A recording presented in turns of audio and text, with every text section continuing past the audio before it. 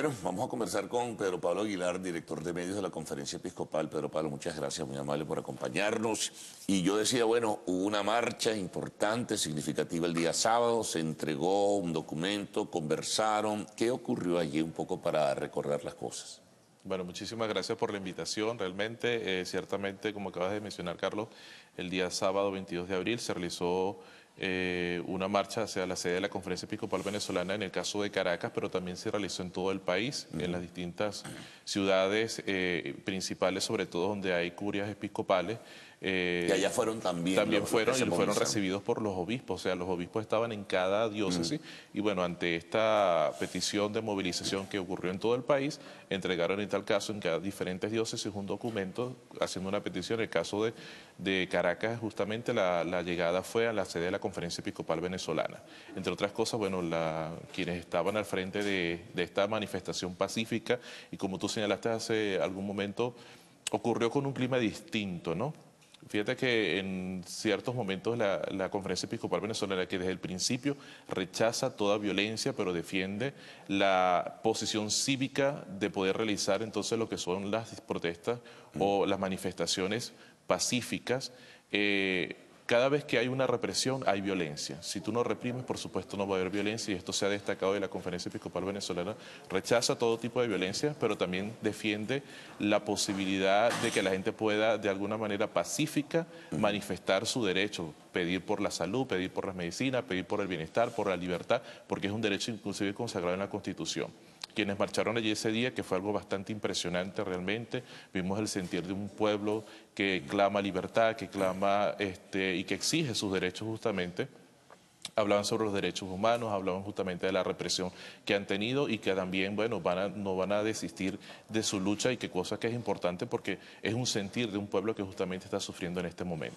Ahora, el gobierno en diversas ocasiones ha rechazado las posturas críticas, en este caso que ha tenido la Iglesia Católica Venezolana a través de la Conferencia Episcopal y a través de los obispos. Ocurrieron episodios en la Semana Santa muy lamentables también en ese sentido. ¿Qué siente la Iglesia venezolana? ¿Reafirmación o rechazo de parte de estos factores de la violencia?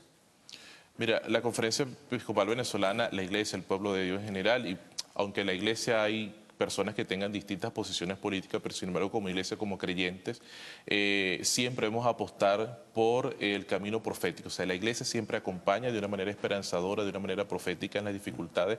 No es ningún partido político como muchas veces se pretende ver o hacerla ver como tal, sino simplemente acompaña en todo momento. Eso lo podemos ver a lo largo de la historia. Lo que está ocurriendo, es demasiado obvio lo que está pasando Claro, en el ciertamente, país. o sea, no es algo que, entonces no podemos quedarnos con los ojos tapados, no podemos fingir demencia ante la situación del país.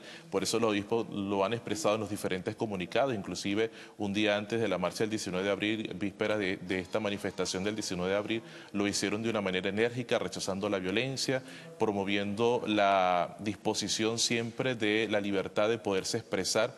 Y ciertamente eso causa resquemor en algunos sectores, por supuesto, y tal vez ocurren estos actos de violencia, que son pocas las personas realmente quienes los realizan, pero sin embargo la iglesia se siente fortalecida, el pueblo de Dios está contento, inclusive esa manifestación del día sábado lo reafirmó justamente.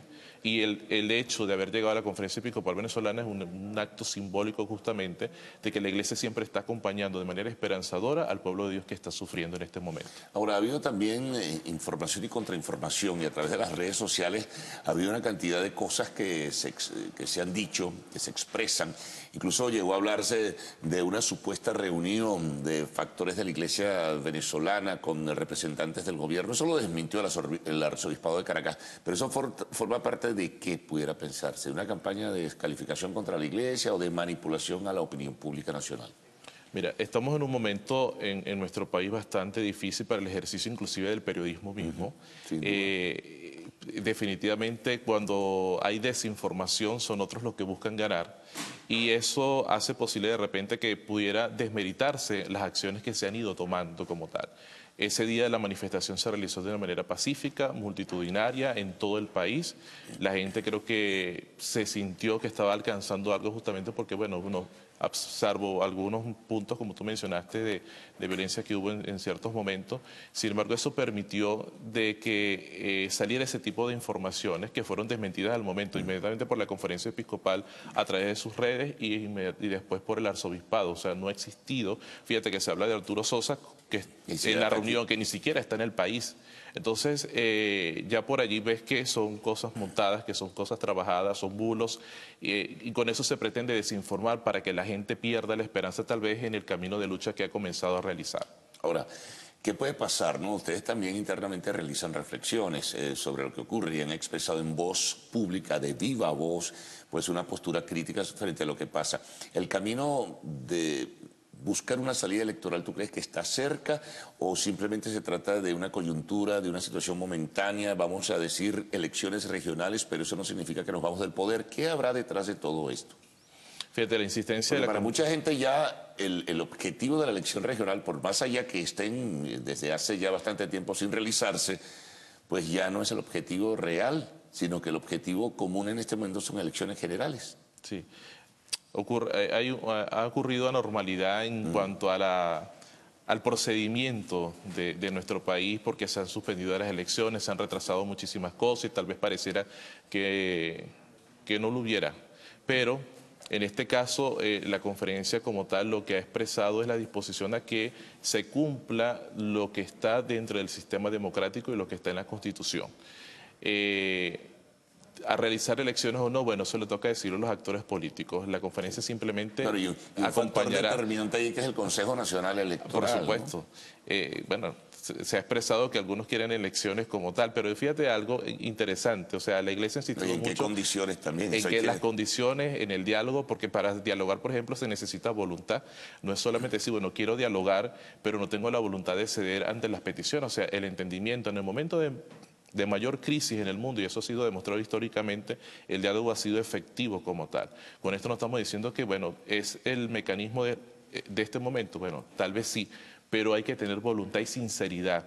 Yo no puedo decir, quiero dialogar, quiero paz, y de repente estoy descalificando, estoy insultando. O sea, hay muchas cosas que habría que determinar o poner sobre la mesa para decir cuál es verdaderamente el sentido, la intención, la verdad, para que estos procesos electorales puedan darse en tal caso que sea necesario. Ahora, alrededor de un probable cronograma electoral hay otras variables que son importantes, además compromisos que se firmaron en noviembre del año pasado. Por ejemplo, a la par de un cronograma electoral está la liberación de los presos políticos, el respeto a la institucionalidad de la Asamblea Nacional y las decisiones que ha tomado, los canales humanitarios que son tan fundamentales en este caso, sobre todo para la dotación de medicinas y alimentos, y sobre eso no se dice nada.